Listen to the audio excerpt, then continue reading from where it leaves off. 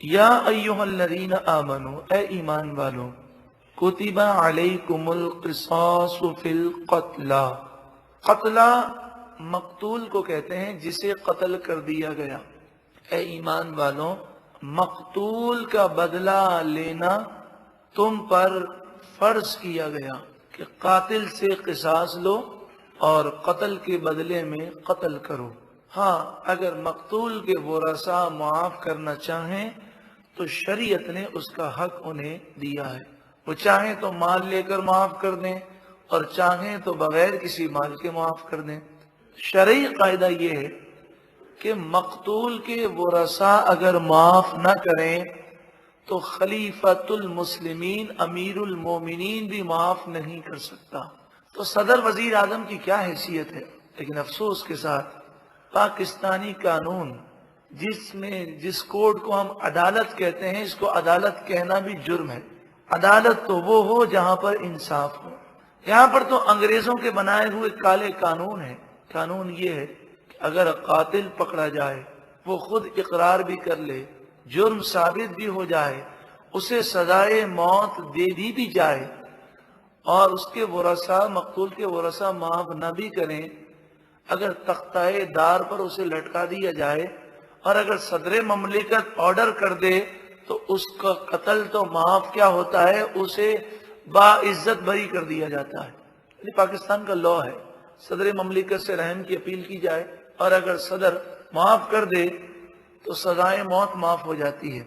شرعی قاعدہ یہ ہے کہ مقتول کے ورثاء کے علاوہ کسی اور کو معاف کرنے کا حق نہیں ہے۔ یہ قانون شریعت کے خلاف ہے۔ زمانہ جاہلیت میں یہ ہوتا کہ جب کوئی کسی کو قتل کرتا تو وہ اس قاتل کو نہیں مارتے بلکہ اس قاتل کو بھی مارتے اور پھر ایک خون کے بدلے میں 10 آدمیوں کو قتل کرتے۔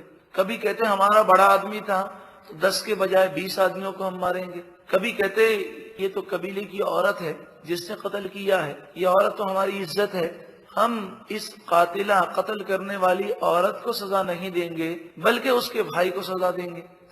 اس طرح وہ جو قاتل ہوتا کبھی اسے معاف کر دیتے، کبھی اس کو بھی قتل کرتے، اس کے ساتھ کئی لوگوں کا یعنی بدلے میں قتل کر دیتے۔ فرمایا الحر بالحر، اگر قتل کرنے والا آزاد ہے تو اسی آزاد کو قتل کیا جائے گا۔ والعبد بالعبد، اور اگر قتل کرنے والا غلام ہے تو اسی غلام کو قتل کے بدلے میں قتل کیا جائے گا۔ والانثى بالانثى، اور اگر عورت ہے تو عورت قاتل ہے تو اسی عورت کو قتل کے بدلے میں قتل کیا جائے گا، یہ نہیں کسی اور کو قتل کرے۔ فمن عفی له من اخیہ شیء، پس اس کے بھائی کی طرف سے جسے کچھ معاف کر دیا جائے، یعنی مقتول کے ورثاء اگر معاف کر دیں اور کہیں ہمیں خون کا بدلہ خون نہیں چاہیے، مال دے دیجئے، فاتباع بالمعروف، پس وہ دستور کے مطابق مطالبہ کریں۔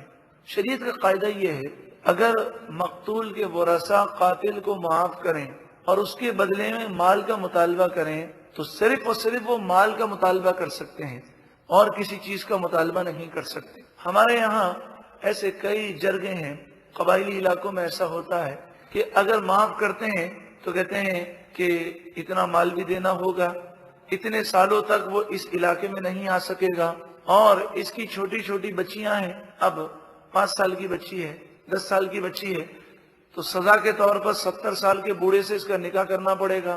اس طرح کے یہ کالے قوانین بعض جرگوں نے بنائے ہوئے ہیں۔ تو شریعت نے کہا فاتباع بالمعروف، اگر مقتول کے ورثاء معاف کرتے ہیں تو اب وہ مطالبہ کریں گے شریعت کے مطابق۔ اور کیا ہے شریعت؟ شریعت یہ کہ صرف وہ معاف کر کے مال مانگ سکتے ہیں، اور مال بھی کتنا مانگ سکتے ہیں؟ 100 اونٹ کا مطالبہ کر سکتے ہیں، یا 100 اونٹ کی قیمت کا مطالبہ کر سکتے ہیں، یا 1000 دینار کا مطالبہ کر سکتے ہیں، یا اس کی قیمت کا مطالبہ کر سکتے ہیں، یا 10,000 درہم کا مطالبہ کر سکتے ہیں، یا اس کی قیمت کا مطالبہ کر سکتے ہیں۔ ان تینوں مقداروں سے کم کا مطالبہ تو کر سکتے ہیں، لیکن اس سے زیادہ مطالبہ کرنا جائز نہیں۔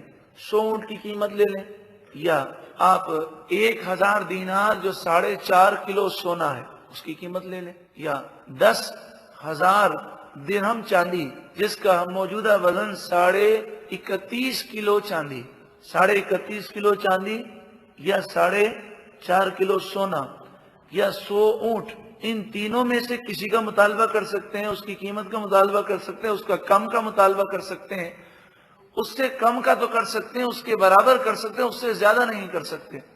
یہ شریعت میں جائز، اس سے زیادہ نہیں ہے۔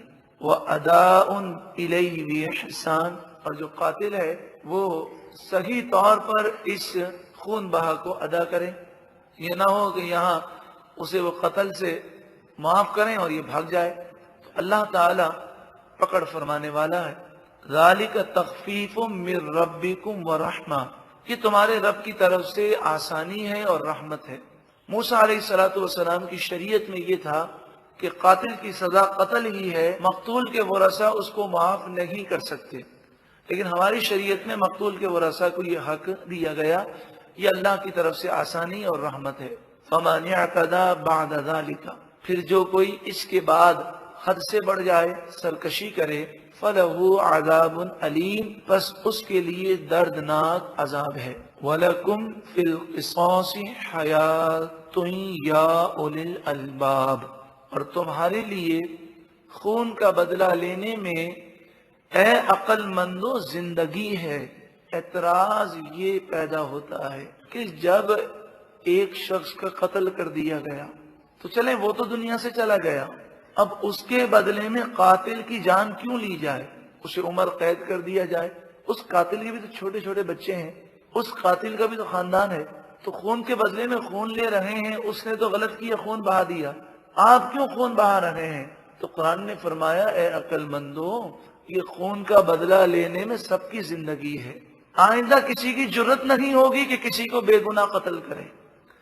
ایک آدمی کو اگر بھرے مجمع میں کھڑا کر کے اس کی گردن اڑا دی جائے تو پھر کسی کی جرت نہیں ہوگی، اور جس ملک میں کوئی قانون ہی نہ ہو، دن دہاڑے قتل کر دیا جائے، کوئی پوچھنے والا نہ ہو اور قاتل نہ پکڑے جائیں، تو پھر ہم کیسے سمجھتے ہیں کہ اس ملک میں کرپشن ختم ہوگا اور اس ملک میں دہشت گردی ختم ہو؟ اگر انصاف ہو اور قاتلوں کو سزا دی جائے تو کسی کی جرت نہیں ہے کہ وہ قتل کی طرف بڑھ سکے۔ آج مغربی میڈیا، یورپ کے بعض جو اپنے آپ کو پڑھے لکھے کہتے ہیں، وہ پوری دنیا میں سزائے موت ختم کرنے کی کوششیں کر رہے ہیں، وہ مقتول سے زیادہ ہمدردی نہیں رکھتے، وہ قاتل سے زیادہ ہمدردی رکھتے ہیں۔ ان کی آواز، ان کی NGOs اور یہ جتنی بھی غیر سرکاری تنظیمیں ہیں، یہ سب اسی میں لگی ہوئی ہیں کہ تمام دنیا سے سزائے موت ختم کر دی جائے، لیکن اسلام نے سزائے موت رکھی، اور کیسے رکھی؟ بھرے مجمع میں جمعے کی نماز کے بعد میدان میں اسے کھڑا کیا جائے، اونچا کھڑا کیا جائے، سب لوگ عبرت کے لیے جمع ہوں اور تلوار سے اس کی گردن اڑا دی جائے۔ لیکن یہ مت سمجھیے گا کہ یہ قانون نافذ ہو تو سب کی گردنیں اڑ جائیں گی۔ گردن اڑانے کے لیے شریعت نے جو دلائل مانگے ہیں اور جو گواہوں کی جانچ پڑتال ہے وہ اتنی سخت ہے کہ کسی کو جھوٹی گواہی دینے کی جرت ہی نہیں ہو سکتی۔ ایسا نظام ہے اسلام کا۔ لعلکم تتقون، خون کا بدلہ لینے میں اے عقل مندوں تم سب کی زندگی ہے۔ لعلکم تتقون، تاکہ تم قتل کرنے سے بچو۔